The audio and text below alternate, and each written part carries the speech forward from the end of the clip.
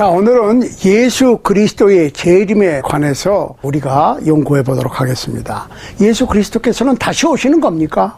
그렇다면 어떻게 예수 그리스도께서 다시 오신다고 하는 사실을 우리가 확신할 수 있습니까? 또 예수 그리스도께서 재림하실 때는 이 세상이 끝나는 겁니까? 이 세상은 어떤 상태로 될 것입니까? 예수님께서 재림하실 때는 어떤 징조를 주셔서 우리로 하여금 예수 그리스도 재림 직전에 준비하도록 하시는 겁니까? 이런 것들에 대해서 추상적인 이론이 아닌 말씀으로, 성경 말씀으로 한번 찾아보겠습니다. 어떤 사람들은 예루살렘에서 어느 무덤을 발견했는데 예수님의 뼈를 찾았다고 그러고, 과학적으로 그 뼈가 예수님 거라고 그러는데, 요새 DNA 검사하는데 예수님과 맞춰볼 DNA가 어디 있는지 나는 궁금합니다. 그런 주장은 믿을 만한 근거가 없어요. 그런데 성경에서는 예수님께서 돌아가셨다가 장사 되셨는데 사흘째 되던 날에 부활하신 예수님을 만났다고 주장하는 사람들이 500명이 넘어요, 성경에. 예수님께서는 부활하신 후에 40일을 제자들과 함께 사셨고 500여 제자들이 보았고 감난산에서 구름 타고 승천하신 것을 목격했어요. 무엇보다도 예수님의 부활을 직접 목격한 제자들은 1세기에 예수님의 부활을 전파한 대가로 순교를 했습니다. 이거는 역사적인 사실이에요. 아니, 예수님께서 붙잡히시니까 뿔뿔이 흩어졌던 겁쟁이들이 어떻게 예수님의 부활을 증거하다가 순교를 다 당할 수가 있습니까? 어떻게 목숨을 걸고 복음을 전파할 수가 있었겠느냐 하는 말입니다. 그러니까 저는 예수님의 뼈가 어느 무덤에서 발견됐다고 하는 사람들의 주장보다는 목숨을 걸고 1세기에 예수님의 복음을 목숨 바쳐 증거한 그 수많은 예수님의 제자들의 증언을, 그것을 기록한 성령님의 증언을 확실히 믿습니다. 예수 그리스도께서는 다시 오십니다. 이것이 오늘 주제입니다. 예수 그리스도께서는 다시 오십니다. 예수님께서는 다시 오셔요. 요한복음 14장 1절로 4절 보겠습니다. 너희는 마음에 근심하지 말라. 하나님을 믿으니 또 나를 믿으라. 내 아버지의 집에 거할 것이 많도다. 그렇지 않으면 너희에게 일렀으리라. 내가 너희를 위하여 초소를 예비하러 가노니 가서 너희를 위하여 초소를 예비하면 내가 다시 와서 너희를 내게로 영접하여 나 있는 곳에 너희도 있게 하리라. 내가 가는 그곳에 그 길을 너희가 알리라. 자, 예수님의 지상 사역 30세 때까지는 일반적인 인생을 사셨고 30세쯤부터 약 3년 반 동안 예수님께서는 지상 사역, 즉 공생에 직접 천국 복음을 전파하셨어요. 그러고 3년 반의 지상 사역이 끝날 무렵에 제자들을 데리고 리트릿을 가셔서 수양회 가셔서 예수님께서 예루살렘에 들어가시면 장로들과 서기관들에게 고난을 당하고 십자가에 못 박혀 죽으시고 부활하실 거에 대해서 말씀을 하시니까 제자들은 예수님께서 왜 십자가에 못 박혀 죽으셔야 하는가를 이해를 못했어요. 그러니까 부활하신다는 얘기도 귀에 안 들어왔겠지요. 그러니까 제자들은 비통한 슬픔에 빠졌어요. 그래서 제자들을 위로하실 목적으로 말씀을 하시는데 이렇게 돼 있어요. 너희는 마음에 근심하지 말라. 하나님을 믿으니 또 나를 믿으라. 내 아버지의 집에 거할 것이 많도다 했을 때 이 거할 것이 많도다는 매니멘션이에요. 매니멘션. 하늘에 천국 도성에 하나님의 보좌가 있는 천상 천국에 맨션을 준비하러 가는 거야. 다 준비하면 다시 와서 너희를 내게로 영접해서 나 있는 곳에, 내가 가는 그곳에 너희도 나와 함께 있게 하리라. 이게 엄청난 비밀이고 축복입니다. 자, 한번 해보시라고. 예수님께서 부활 승천하셔서 계시는 그곳에 우리도 예수님의 옆집에 살게 되는 거예요. 예수님과 함께 한 맨션에 살게 되는 거예요. 이게 기독교예요. 그 소망을 주시기 위해서 예수님께서 이 세상에 오셨고 십자가에 못 박혀 죽으셨고 하나님의 능력으로 부활하셨고 승천하셨고 그래서 우리를 데리러 다시 오시는 거예요.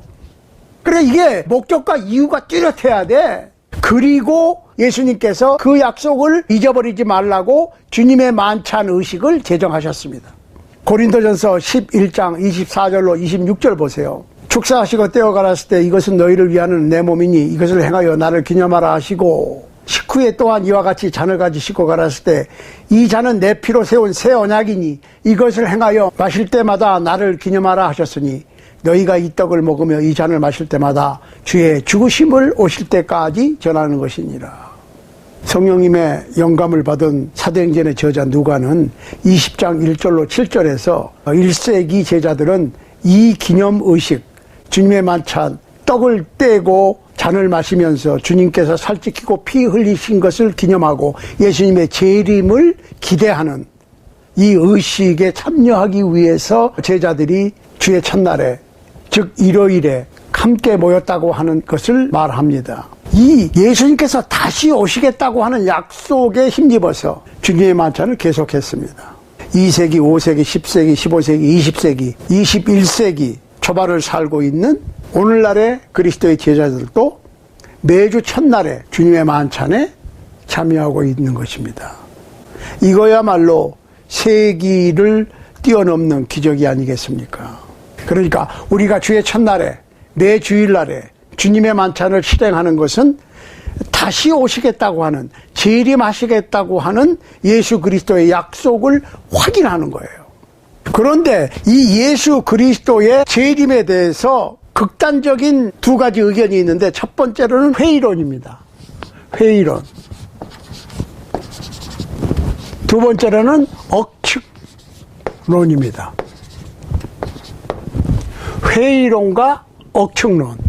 회의론은 skepticism. 그래? 그럴까? 의심하는 거예요. 예수님의 재림을 의심해. 반신반의해. 그 다음에는 억측. 예수님의 재림에 대해서 온갖 시나리오를 다 써서 여러 가지 설들을 만들어내는 거예요. speculation. 억측론, speculation, skepticism. skeptics라고 그럽니다. 회의론, 의심해. 억측론은 speculation. 억측이 난무해. 자, 우선 회의론에 대해서 생각을 해보겠어요. 이거를 설명하는 성경 구절이 베드로후서 3장 3절로 10절.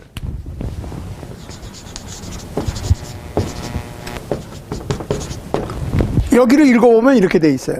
한번 읽어볼까요? 무엇보다도 먼저 여러분이 알아두어야 할 것은 이것입니다.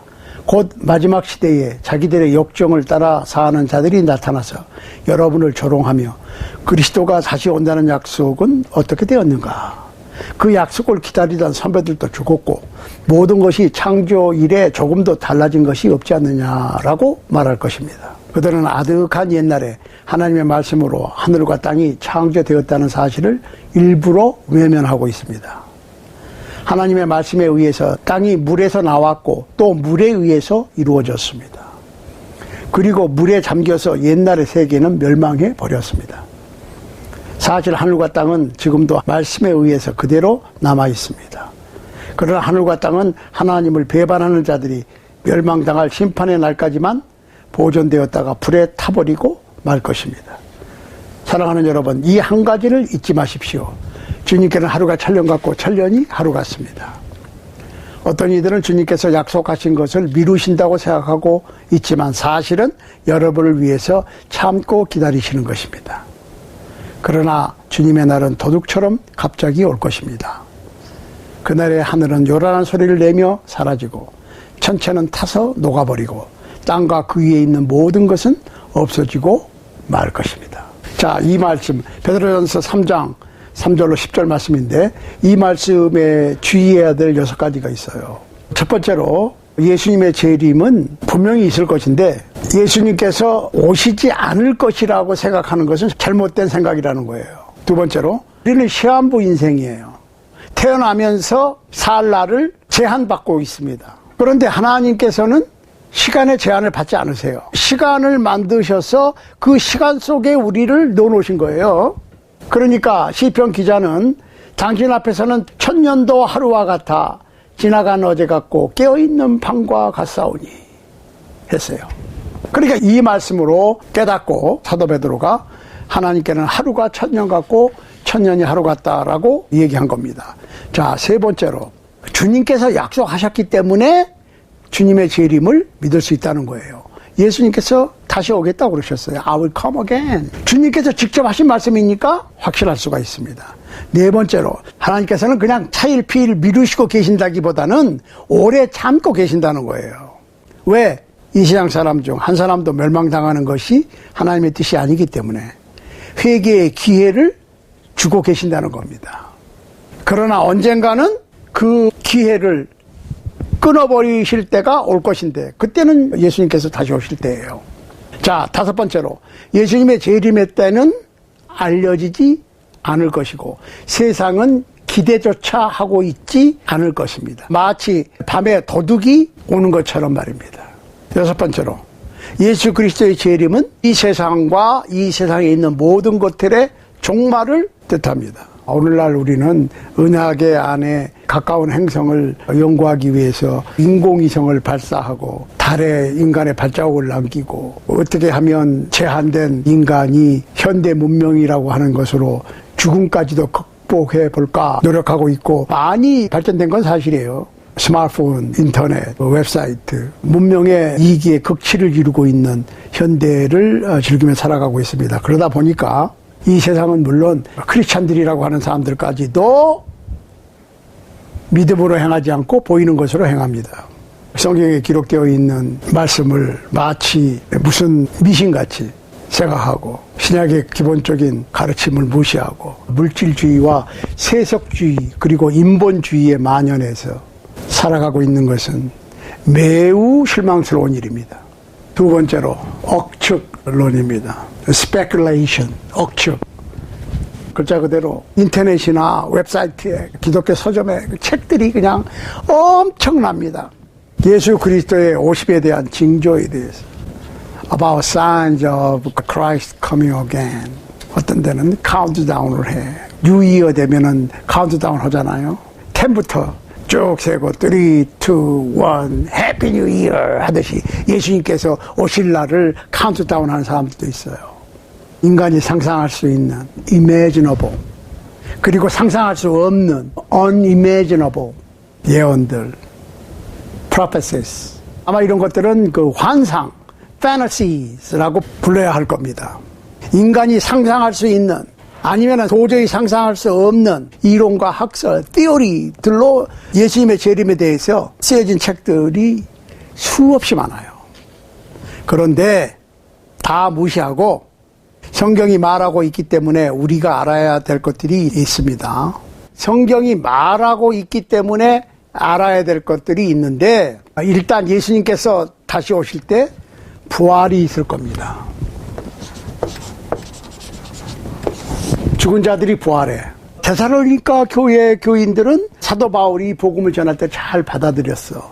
그런데 이 데살로니가 교인들에게 걱정거리가 하나 있었어요.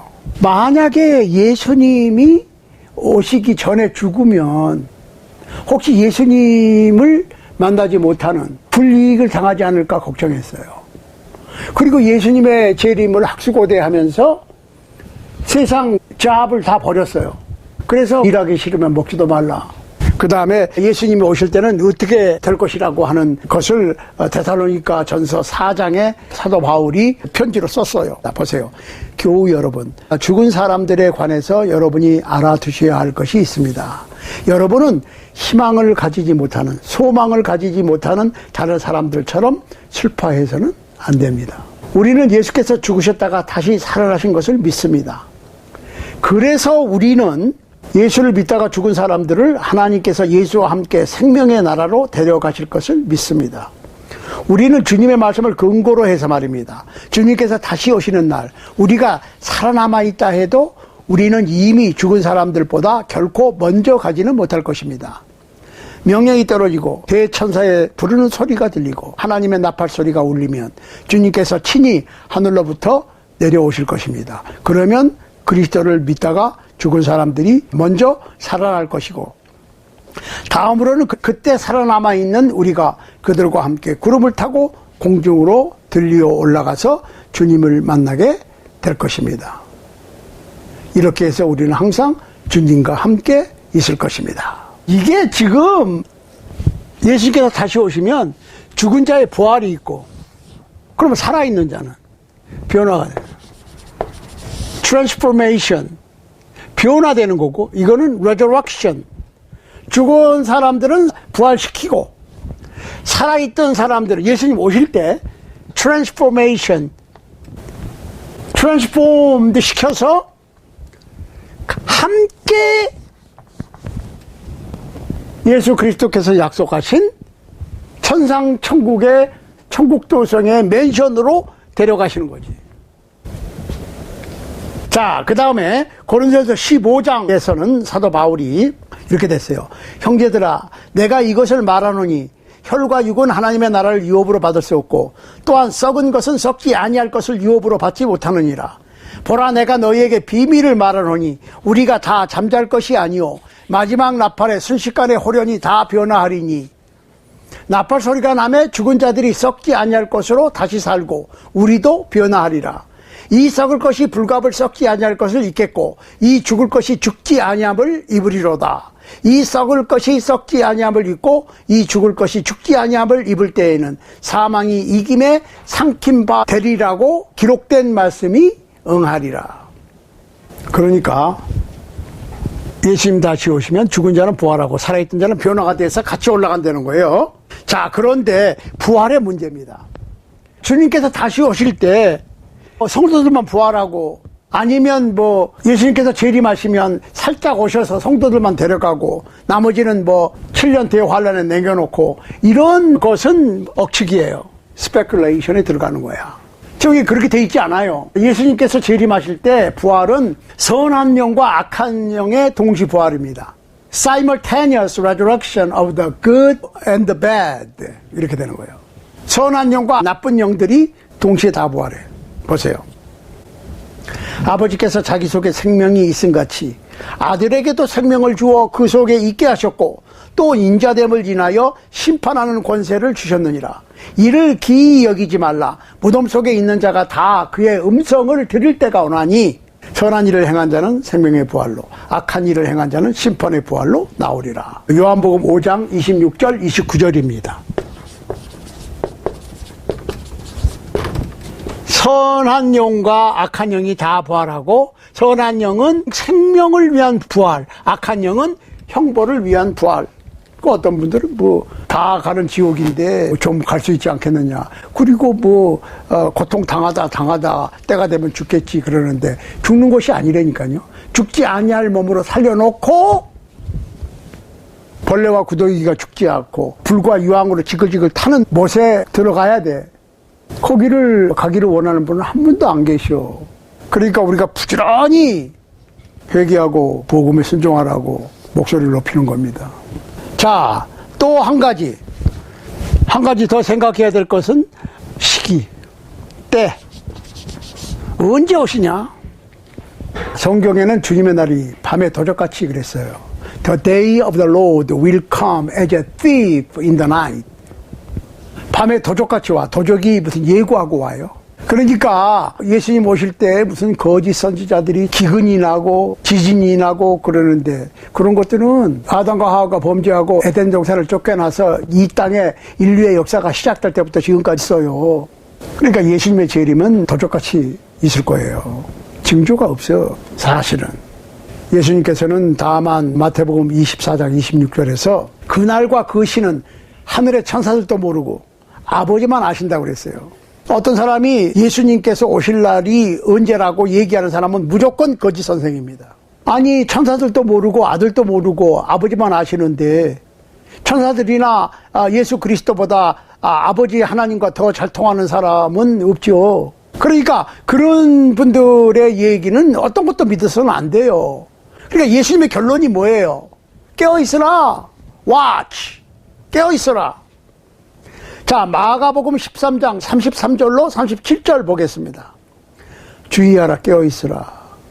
그때가 언제인지 알지 못함이니라. 가령 사람이 집을 떠나 타국으로 갈 때에 그 종들에게 고난을 주어 각각 사물을 맡기며 문지기에게 깨어있으라 명함과 같으니 그러므로 깨어있으라. 집주인이 언제 올는지, 혹 저물 때 엘는지, 밤중에 엘는지, 닭 울 때 엘는지, 새벽에 엘는지 너희가 알지 못함이라. 그가 호련히 와서 너희의 자는 것을 보지 않도록 하라. 깨어있으라. 내가 너희에게 하는 이 말이 모든 사람에게 하는 말이니라 하시니라. 여러분, 집주인이 하인들에게 집안 살림을 맡기고 먼 나라에 간 것으로 예수님께서 이 세상을 떠나셔서 다시 재림하실 것을 설명하시는 거예요. 호련히 온다 그랬어요. 호련히가 뭐예요? Certainly. Suddenly 오는 것이 미리 얘기하고 전화하고 ETA 얼마 몇 월 며칠 몇 시쯤 도착할 것 같아 미리 알려주고 문자 보내고 카카오톡하고 오시지 않는다니까요. Suddenly 호련히 갑자기 오실 건데 너의 자는 것을 보이지 않도록 해라. 예수님께서 오셨을 때 신앙에 잠자는 사람들, 신앙에 잠자는 사람들에게 지금 경고를 하시는 거예요. 깨어있으라. 내가 너에게 하는 이 말이 모든 사람에게 하는 말이니라. 사람들이 오늘 1세기에 예수님께서 제자들에게 하신 말씀이야 라고 쉽게 그냥 넘길까봐 미리 못을 박으셨어. 내가 너희에게 한 말은 모든 사람에게 한 말이다. 그러니까 1세기, 5세기, 10세기, 15세기, 20세기, 오늘날 21세기 초반 2022년을 살아가고 있는 여러분과 저를 향해서도 하시는 말이에요. 깨어있으라. 그러니까 결론이 이거예요. 예수님의 재림은 분명히 있어. 예수님께서 다시 오실 때 부활이 있을 거고 그때 살아있는 사람은 변화될 거고, 그렇지만 때는, 징조는 없습니다. 그래 깨어있어라. 준비하시기 바랍니다. Get ready. 준비를 갖추시기 바랍니다. Be ready. 준비한 상태로 있으시기를 바랍니다. Stay ready. 예수께서는 언제 오실지 알 수가 없기 때문입니다. For Jesus is coming and we do not know when.